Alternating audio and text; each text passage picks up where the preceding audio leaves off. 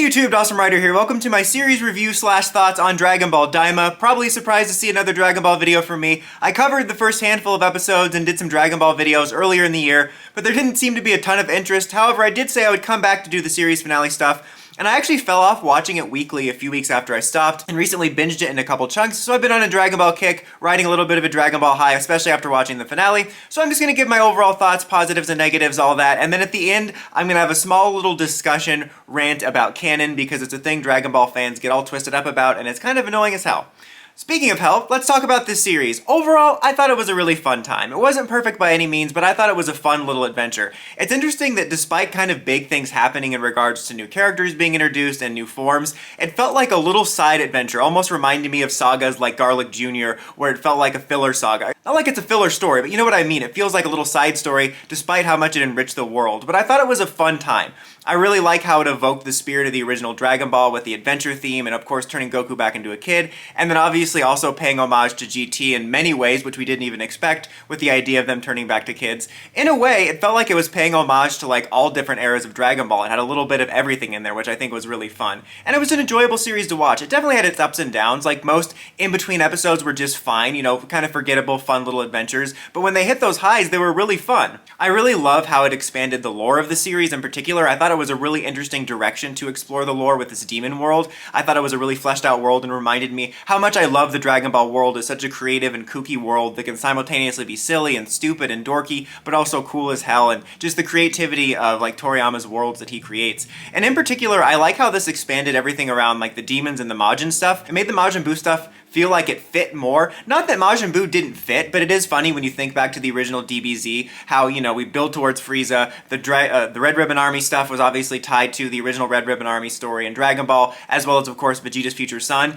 And then the last main arc is like, hey, here's a magic wizard guy and his pink blob. But now that you expanded the lore of the Demon Realm and tied it to the origins of the Kais and the origins of the Nameks, it makes it all feel even more cohesive, which I think is a really cool addition to the lore. Also, I like that it expanded on characters like Deborah and his mythology, who I thought almost nothing of back in the day. I mean, he was a fine character, but he was clearly just kind of like the cool looking character you're gonna fight until the real big bad comes.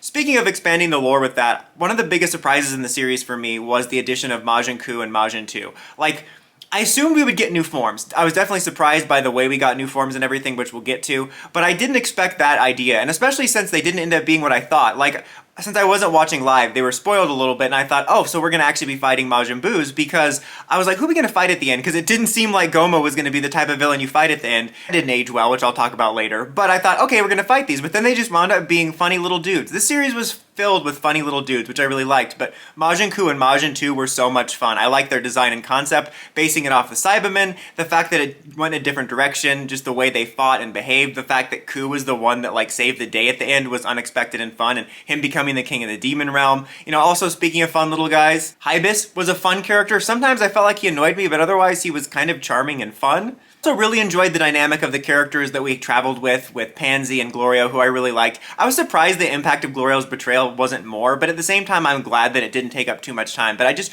really liked that traveling group of characters together. I really did feel their bond. I will say that I wish that the other group of characters linked up with them sooner. I thought it would have been fun to see like Vegeta, Bulma, and Piccolo get in some classic Dragon Ball hijinks with them. I felt that they dragged that out a little bit too long. Like, I was surprised how long it took those characters to all meet up. Also, as a side note, I wouldn't want this to take up too much time, but I thought it would have been fun just a handful of times to flash sideways over to Earth with the other characters that were turned young, because in the first episode there was some really fun, funny moments, like with the characters being young like Master Roshi, and I thought that could have made for just some fun little side tangents, even if it was just a couple scenes. I thought that was a missed opportunity of a really cool concept. Getting back to the lore, I loved the idea of the Dragon Balls here and them each having kind of like a totem character to fight, and then it was fun that they had like a secondary challenge that was a little bit funny with like the shell game and all that stuff and the math problems, and they wound up being kind of the exact level of threat I thought they would be, where they basically just kind of acted as a sparring match where there was decent enough for Goku and Vegeta to power up a bit, but it wasn't truly challenging them, so that kind of checked out. And I liked that it was unexpected that it was actually Majin 2, I think it was, that took out the third one, and it wasn't either Goku, Vegeta, or whatever. But let's talk about forms. So, going into this series, I wasn't sure what to think about forms. I think in the back of my head, I was like, yeah, we're probably going to see Super Saiyan 3 Goku like all of GT.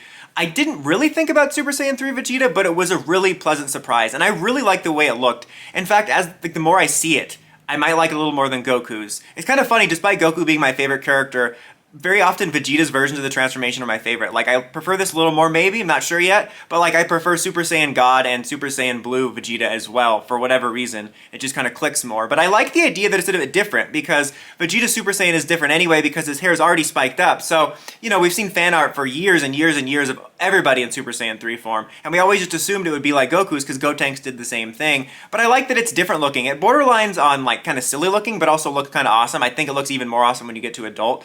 But I thought that was a really cool addition. And then of course we have the big surprise, which was Super Saiyan 4. I wouldn't have expected that at all. Again, I thought maybe some stuff around Super Saiyan 3. I kind of assumed we would maybe see the fusion when they teed that up with a red herring, and people are upset about that didn't happen. I kind of liked that it was a red herring. Am I disappointed? Sure, because I thought it would have been interesting to see something unique there. But at the same time, it's not going to ruin my life. But I assumed we would maybe get some sort of Demon Realm specific form, or I don't know why, but that's what I was thinking. Like Super Saiyan 4, I never in a million years would have thought, especially getting to see it as Kid Goku version first.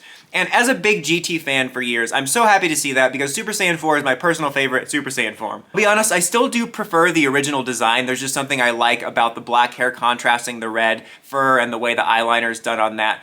But I gotta say, after seeing it more in action, especially in the finale, I really, really love what they went for here. I'm very curious why they decided to go for the red-haired Gogeta look. I'd be curious if there's going to be any interviews or any kind of information that comes out about that, just because it is interesting that, you know, Super Saiyan God also has red hair, Gogeta had red hair. Maybe it was just simply a design thing when they were drawing it up, they thought it looked the best, but it's definitely curious. But I cannot believe it made it in there, and I'm going to talk about kind of the canon of it all in terms of GT and this with Super and all that, but just, it was so cool to see and unexpected. The explanation just winds up being, I guess, that he trained just like with Super Saiyan 3, and that's honestly fine with me. It does seem weird that it took Neva to seemingly unlock it, and like, why wouldn't he pull it out sooner? I'm gonna imagine that maybe he like started to unlock it, or could feel that like, okay, I have enough power that I can push this yet, but he hadn't tested it because he said something along the lines of that.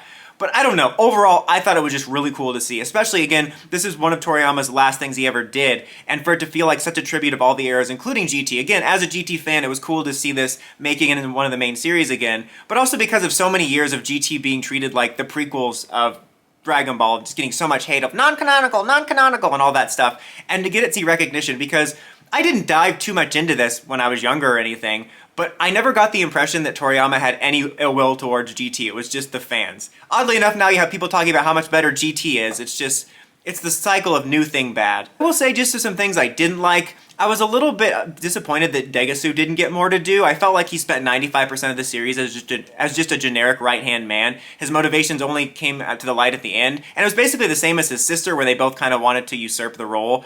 But I don't know, I thought they could have done more with him until just the very end. I was a little disappointed by that. And speaking of Goma, I cannot stand his character, to be honest with you. I'm not a big fan of those sniveling, bratty ruler characters. He felt very Emperor Pilaf coded in a lot of ways, but I liked Emperor Pilaf fine, but I just did not like his character, and I kind of wish he wasn't the big bad. There was something I liked about the subversion of, when the series started, I thought, okay, who's going to be the final fight? Because it can't be this little guy. I thought maybe he would like maybe hire somebody to fight for him, and then that person would like usurp him because he'd be more powerful. I thought maybe at one point Glorio was going to be it because we didn't know how the betrayal stuff was going. I thought it would have been cool if Degasu would be the one to take on the Eye and just see a amped up Supreme Kai type character.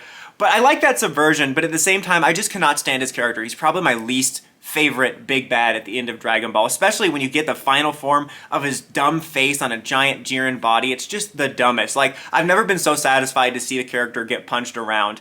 I did think it was interesting the way that the Demon Eye worked, where it obviously gave him a great deal of power, but by the time we got into the fight when he was fighting Super Saiyan 3s and 4s, I got the impression that they were technically stronger than him, but every time he would be like defeated or killed or whatever, the Eye would just rejuvenate him. Also, really funny post-credit scene when you find out those are just sold at the shop. I'm curious, are they going to buy the other two and squash them also? Like when the Eye popped out and I was like, oh my god, are they going to have to like Kamehameha it? And then they just popped it. I thought that was funny. Also, I find it hilarious that none of this would have ever happened, the good and the bad, if he hadn't come to the human world to turn them back into kids. He was so worried about them coming to the demon world and defeating them, but if he had never bothered them, they would have never even heard a rumor about the demon world. They would have gone about their lives and gone straight into the events of Dragon Ball Super. That's probably the point, but I found that so funny that like in the beginning of the series he was so worried about them arriving, and then that's exactly what happened, but he's the one that caused it. Like their attention was completely drawn to that. They would have never even known about it. Last little, like, negative, I guess, is I wish we had more to do with Piccolo, especially since I know he's Toriyama's favorite character, and I assume that's why he wanted him here. Like, there were some nice moments sort of touching on his heritage, and I liked exploring the background of the Namekians more, but I thought he was going to get a big moment. I didn't necessarily think he would get a new form since he got one recently in Super. It would have been a cool opportunity, though, because maybe it would be like a Demon Realm exclusive form just because he's from there. But just in general, I was surprised he didn't get more to do. Like, I thought his big moment was going to be taking the eye out, and then that didn't end up working out, which I was kind of disappointed by. But that was another subversion I also liked, because it was like, oh my god, we're gearing up for phase 2 of this fight. And I'm like, wait a minute, how are we going to do this? There's 9 minutes left or something. And then Ku finished it off, but I wish Piccolo would have got more to do. This isn't necessarily a negative, but I do want to say that I'm disappointed Gohan wasn't in this. I know the ages don't line up, but I think they could have fudged it to have him basically turn into Kid Gohan from early DBZ, and I think it would have been fun to see Kid Goku and Gohan interacting, because it's kind of like the main protagonist of early Z and the main protagonist of Dragon Ball. I don't know, there would have been something fun there for me. Also, I have to say, I really loved Goku's voice in this. I'm still a big dub fan for both of Goku's voices, and I even rewatched the first 4 episodes that have been dubbed already. I think it's more now, but I'm probably going to rewatch the whole thing, but I love that they brought back original Kid Goku voice. That's still my favorite. But the Japanese voice has really grown on me, especially in this one. It fits so much when he's a kid, and I just really grew to appreciate it more, and it was just so much fun to watch this version of the character. I still am bothered by the fact that all of Goku's kids feel like they have the same exact voice in the Japanese version. It makes me have a hard time differentiating them, but this one really continued to win me over for this voice, even though I prefer the other ones.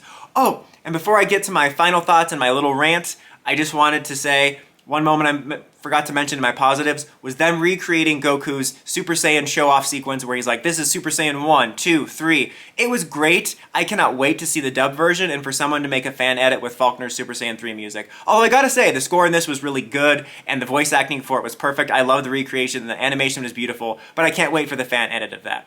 So I'm going to give my overall thoughts, and then if you feel like sticking around for my little rant, you're more than welcome. That's why I'm making the video. But I'll just say, I overall enjoyed this series. It wasn't perfect, you know, there was lots of kind of fluff in between, just kind of fun, we're having adventures, you know, this was a lot of reasons some people weren't liking it, they thought it was boring. But I liked spending time in that world, especially binging it. It was just a nice relaxing binge. I liked getting to see these characters again, and when it hit, it hit. And it wasn't a perfect, like, amazing extravaganza send-off, but it really did feel like a nice little gift from Toriyama that paid tribute, like I said at the beginning, to all the different eras in a way. The spirit of the original adventure of Dragon Ball, the crazy fights that made Z famous, you know, GT references in there, even some of the lore expanding on the Kais that was really cool, and how the universe stuff was set up that expanded on Super a little bit. I'm curious how that God character that created everyone ties into Xeno, but whatever. But regardless, it felt like it paid tribute to all the eras, and yet it was its own thing at the same time, and I think it was a nice little treat. I'm eager to see what they do next. I don't know whether they're going to try to animate the arcs we've done in the manga, maybe go past that, because technically in animation we've already jumped ahead to Superhero, but I hope we see something in the next 5 years.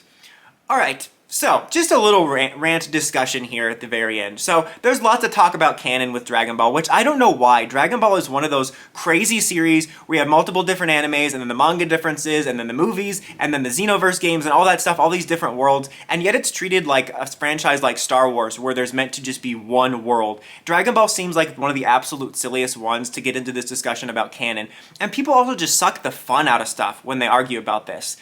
Now here's the thing, obviously you have Super Saiyan 4 now introduced, and you're wondering why it wasn't used in Super, especially since it was specifically called out that he didn't have any more transformations.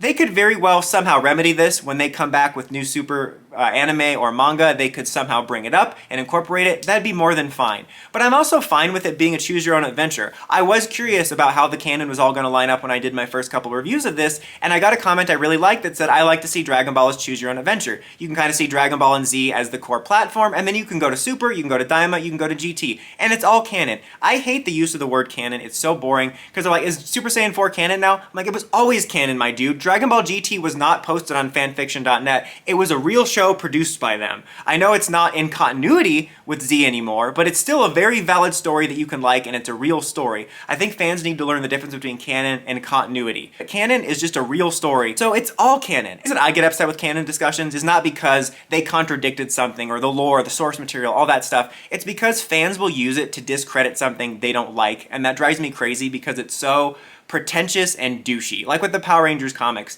or with GT, they don't like it, so like, it's not canon, to just show their level of disrespect and pettiness. Same thing with like, that's used a lot of nowadays too, is bad writing. It's not bad writing, you just don't like the story. So I just hate that discussion. I'm just like, I don't know why we can't just Except that this is all canon, just different worlds, timelines, especially with stuff like Xenoverse having all these multiverse things, and then even the Super Black Arc having those different rings showing the different timelines. Hell, even within the core Z story, you have the Trunks world and you have the main world timeline, so I don't know.